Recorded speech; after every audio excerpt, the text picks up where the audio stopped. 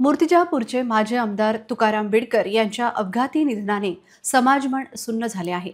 भाऊ गेले असे म्हणत प्रत्येक जण मात्र निशब्द होता। पत्नी राधा यांना तर तुकाराम बिडकर यांच्या अकाली निधनाने तीव्र दुःख झाले होते। त्यांनी रुग्णालयात जोरदार टाहो फोडला।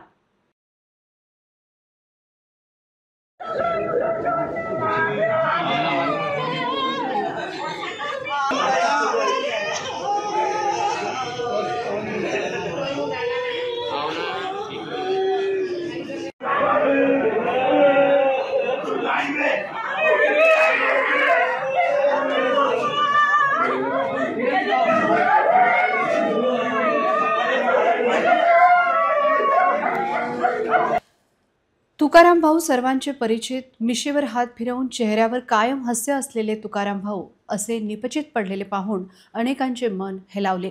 कुणी हस्तांदोलनासाठी हात पुढे केला की दोन्ही हाताने हस्तांदोलन शेक हँड करण्याची त्यांची सवय ही कायम आत्मीयता जपणारी होती। त्यामुळेच त्यांचा मोठा लोकसंग्रह होता। प्राध्यापक म्हणून अनेकांना मल्लखांबांचे धडे त्यांनी गिरवले। जय बजरंग नावाने संस्था काढून ग्रामीण युवक युवतींचे तुकाराम बिडकर कायम प्रेरणास्थानी असायचे। कुर्ता पायजामा असा काय तो तुकाराम भाऊंचा वेश आणि कायम दाढी आणि मिशीवरून हात फिरवण्याची त्यांची सवय सर्वांना ज्ञात होती।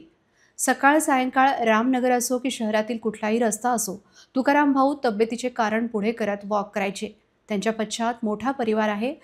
प्रकाश शत्रुघ्न बिडकर हे बंधू असो की इतर मित्रमंडळी, या तुकाराम भाऊ यांना आदराचे स्थान होते। सर्वच राजकीय पक्षात त्यांची घट्ट मैत्री असलेले राजकारणी होते। जिल्हा परिषद सदस्य, सभापती आणि मूर्तिजापूरचे आमदार म्हणून त्यांचे कार्य अविस्मरणीय असे आहे।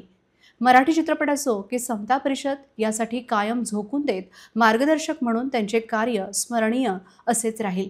विदर्भ वैधानिक विकास मंडळाचे अध्यक्ष म्हणून त्यांनी केलेले काम वैदर्भियांच्या स्मरणात राहणारे असेच आहे। आज भाजप नेत्यांना भेटून येताना झालेल्या अपघातात त्यांचे निधन अनेकांसाठी धक्कादायक असेच होते।